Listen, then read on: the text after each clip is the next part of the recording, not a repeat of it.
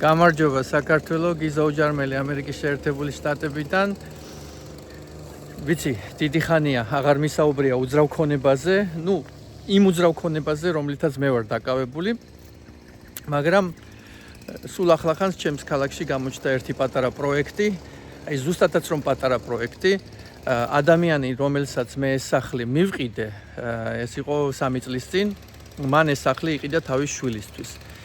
მისი შვილი ცხოვრობდა მის მეგობარ გოგოსთან ერთად და ყავთ ერთი შვილი, რომელიც სკოლაში დადიოდა აი ზუსტად აქ, აი სკოლის პირდაპირ არის ეს სახლი.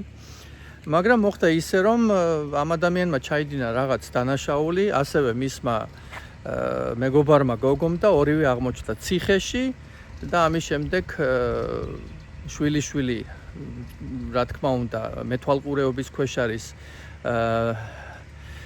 ბებიასა და ბაბუას მეთვალყურეობის ქვეშ არის და მათ მეტ ამერიკეს და მითხრეს რომ ჩაიბარე ეს სახლი უკანვეო. მე უთხარი, მოდი გაგიყიდი ამ სახლს მეთქი, მაგრამ არაო, თუ გინდა შენ შეიძინე თანახმოვართ რომ მოკიდოთ კარგ ფასშიო. მაინც არ ვიყავი ამისთვის მზად, მაგრამ როდესაც შესაძლებლობა ჩნდება, საჭიროა მოქმედება. მე ერთ-ერთ ჩემს